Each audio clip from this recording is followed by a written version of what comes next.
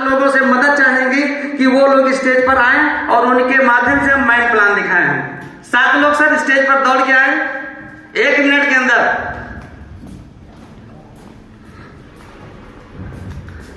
क्यों भैया? अरे आइए सर, यादव जी आइए, गुप्ता जी आइए। हमने तो नाम लेके नहीं बताया कि किसको आना है। आइए सर, 7 लोग आइए। हम अपने हेल्प के लिए बुला रहे हैं कि मेरी हेल्प करिए प्लान दिखाने में। 4, 5, 6। बात ये करना है सर, हम लोग के घर में हल्दी, मिर्चा, धनिया, नमक, मसाला, तेल, साबुन, कपड़ा, क्रीम, पाउडर, जूता, चप्पल किसी के घर में लगता है? नो। हाँ ना कुछ बोलोगे? जैसे हम कुछ अगर पूछ रहे हैं, अगर आप हाँ नहीं कहते हो तो हमको ये नहीं पता चलता है कि आप क्या समझ रहे हो। लगता है सर? यस।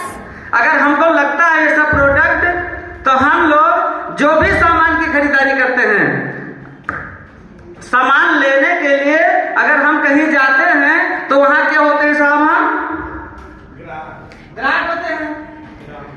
हम लोग एक ग्राहक होते हैं। हमको एक बट्टी अगर साबुन की जरूरत है, एक पेन की जरूरत है, अगर हम मार्केट में जाते हैं, कोई आपके घर का बगल हो सकता है, कोई चौराहे पर हो सकता है, कहीं हो सकता है, तो हम एक ग्राहक होते हैं और सामान हमको जहां पर मिलता है, एक छोटा दुकानदार होता है जिसको हम क्या कहते हैं? रिटेलर साहब। ये होते हैं फुटकर दुकानदार, रिटेलर। ये आपके घर के बगल भी हो सकते हैं। रिटेलर जो है, जो हम लोगों को सामान देता है, अपने घर में बनाते हैं क्या? नहीं बनता है घर में किसी के? नहीं सर। नहीं बनता है, तो वो कहीं ना कहीं से लेकर के आते हैं, और वो जहां से लेकर के आते हैं उनको कहा जाता है होलसेलर, यानी थोक विक्रेता। होता है सर यही? अगर वह होलसेलर ये क्या सामान अपने घर में बनाते हैं? नहीं बनाते हैं। ये भी कहीं नहीं से ला कर करते हैं, उनको कहा जाता है डिस्ट्रीब्यूटर। अब ये डिस्ट्रीब्यूटर महोदय जिले में सिर्फ एक होते हैं। डिस्ट्रीब्यूटर सिर्फ जिले में एक होते हैं, पूरे होलसेलर को सप्लाई देते हैं। लेकिन ये जो डिस्ट्रीब्यूटर होते हैं सामान, तो ये भी नहीं बनाते हैं? नहीं। ये भी नहीं बनाते। ये भी कहीं ना कहीं से सामान लेकर के आते हैं, जिनको कहा जाता है सेंडेड एजेंट। अगर हिंदी में कहा जाए तो उनको राज्य वितरक कहा जाता है। वो स्टेट में एक होते हैं। 6 लोग हैं। पाले जी खड़ा। अगर तो राज्य वितरक जो होते हैं, तो सामान तो ये भी नहीं बनाते हैं, ये भी नहीं बनाते हैं। राज्य वितरक को सामान मिलता है तो कहीं ना कहीं कंपनी में बनता है। कंपनी, फैक्ट्री, कुछ भी कहा जा सकता है। ऐसे होता है साहब? यानी कंपनी सामान बनाती है, सेंडर को देती है, डिस्ट्रीब्यूटर को आता है, होलसेलर को आता है, रिटेलर को आता है, तब हम ग्राहक को सामान मिलता है। लेकिन कोई कंपनी बंबई में हो सकता है, कोई लुधियाना में है, कोई कलकत्ता में है।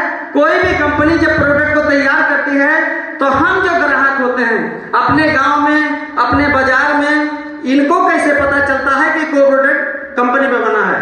मालूम है सर? जब कोई कंपनी प्रोडक्ट को बनाती है, तो हमारे गांव में आकर वो कंपनी मालिक बताते हैं कि हमने ये सामान बनाया, भैया आप ले लो। ऐसा होता है? No sir. ऐसा नहीं होता है। No sir.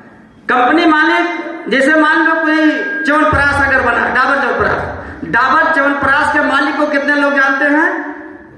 जानता है कोई नहीं। कभी जान नहीं पाओगे साहब। अब वो कौन कौन से लोग इस्तेमाल कर रहे हैं, कंपनी को भी नहीं पता है।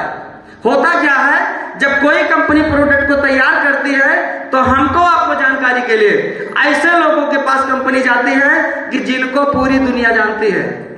वही कोई क्रिकेट का खिलाड़ी हो सकता है, हीरो हो सकता है, हीरोइन हो सकती है।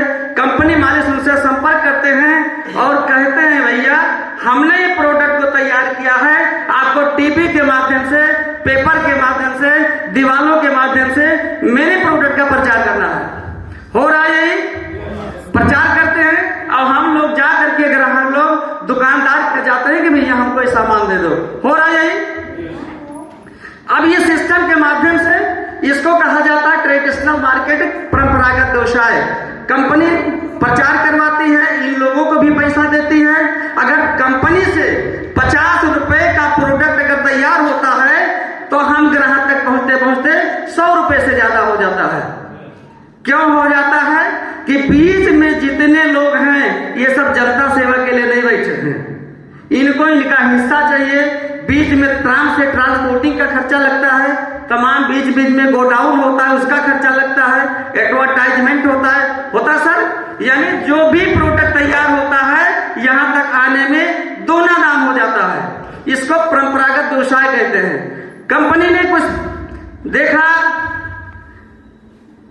कंपनी सामान बनाती है, उसके बाद में कंपनी एक बीच में आई, इस व्यवस्था के बीच में सामान लेकर के, और वो कहती है कि ग्राहक लोग सामान इस्तेमाल करते हैं और हम सामान को बनाते हैं।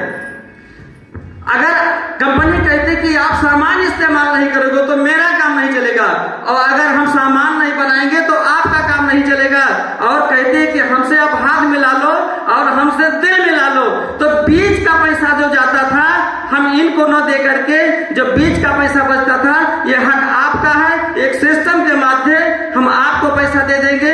इसको आरसीएम के नाम से कहा जाता है। आरसीएम का मतलब राइट कॉन्सेप्ट, खरीदारी का सही तरीका। खरीदारी का सही तरीका, बीच में कोई मिडलमैन नहीं होगा। पैसा जो बचता है आपको कुछ प्रोडक्ट एमआरपी कम करके, डिस्काउंट कम करके सिस्टम के माध्यम से आपको पैसा बांट देती है। ठीक है सर, यही है मार्केटिंग प्लान, यही बिजनेस है। और थैंक यू सर। किसी ने ताली नहीं लगाया।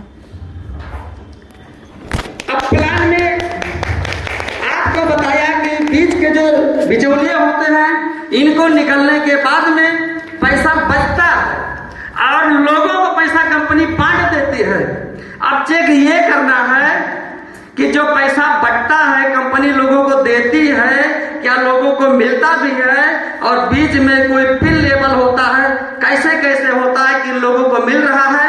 इसको जानकारी के लिए बताने के लिए हमारे बीच में एक गजब के पर्सनालिटी, उनके